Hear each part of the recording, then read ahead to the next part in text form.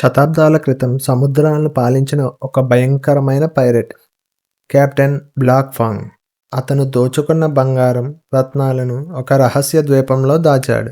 అతని మరణించే ముందు ఒక రక్త శబ్దం చేశాడు.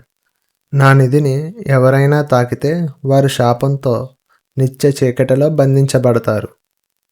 ఇలా ఏళ్ల తరబడి ఆ నిధి ఎవరికీ దొరకలేదు. ఒకరోజు మత్స్యకారులు పడవలో వెళ్తుండగా ఒక పాత సీసాలో రహస్య పటం తేలింది. ఆ పటం చేతులు మారి కొంతమంది పైరేట్లకు చేరింది. ఒక పైరేట్స్ గుంపు ఆ నిధి కోసం బయలుదేరారు.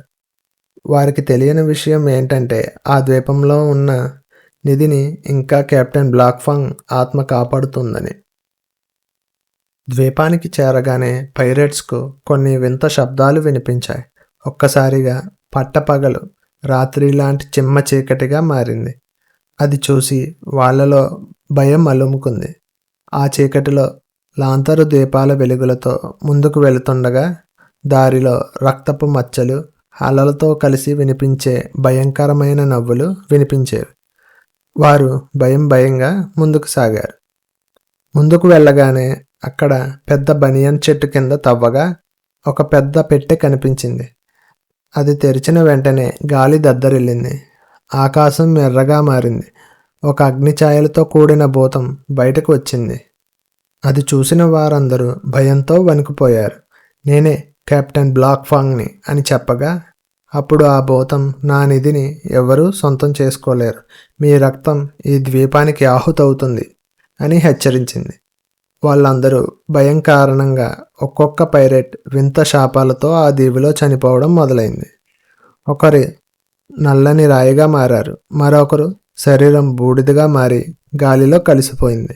ఇంకొకరు సముద్రంలో మునిగి ఎముకలుగా మారి ఒడ్డుకు వచ్చింది. ఇలా ఒక్కొక్కరిగా చనిపోయారు. చివరికి కెప్టెన్కి సమానమైన ధైర్యం ఉన్న ఒక తోటి పైరేట్ మాత్రమే ధైర్యంగా నిలబడ్డాడు. అతను గంభీరంగా అన్నాడు, నాకు నువ్వంటే భయం లేదు, నేను నీకు భయపడను. అతని ధైర్య సాహసాలు చూసి బ్లాక్ ఫాంగ్ అన్నాడు, నీకు ఈ నిధి కావాలంటే నువ్వు ఒక ప్రమాణం చేయాలి. ఈ నిధి నీ స్వార్థం కోసం కాదు, ఈ సముద్ర స్వేచ్ఛ కోసం మాత్రమే వాడాలి.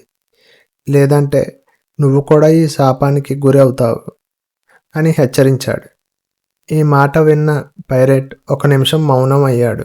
కాసేపటికి బ్లాక్ ఫాంగ్ చెప్పినట్టుగా ఈ నిధి నా స్వార్థం కోసం కాకుండా సముద్ర స్వేచ్ఛ కోసం మాత్రమే వాడతాను అని ప్రమాణం చేశాడు.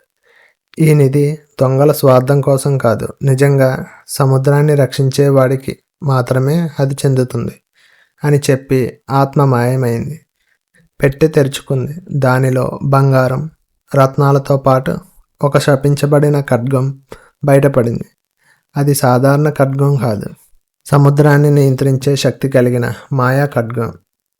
ఆ పైరేట్ ఆ ఖడ్గాన్ని, ఆ నిధిని తీసుకుని సముద్రాన్ని రక్షించడానికి ప్రయాణం అయ్యాడు. ఈ నిధి శాపమా వరమా అనేది దాన్ని ఎవరు వాడతారో దాని మీద ఆధారపడి ఉంటుంది. ఈరోజు కూడా ఆ ద్వీపం దగ్గరగా వెళ్ళేవారు రాత్రిళ్ళు వినే మాట ఒక్కటే, బ్లాక్ ఫాంగ్ నిధిని దొంగలించవద్దు, లేని పక్షంలో శాపం తప్పదు. That's it friends today. ఈ కథ మీకు ఎలా అనిపించిందో కామెంట్ సెక్షన్లో చెప్పండి. ఈ వీడియో నచ్చితే తప్పకుండా లైక్ చేయండి, షేర్ చేయండి, నా ఛానల్ని సబ్స్క్రైబ్ చేయడం మర్చిపోవద్దు. మరో అద్భుతమైన కథతో మళ్ళీ కలుద్దాం. This is Ajju signing off.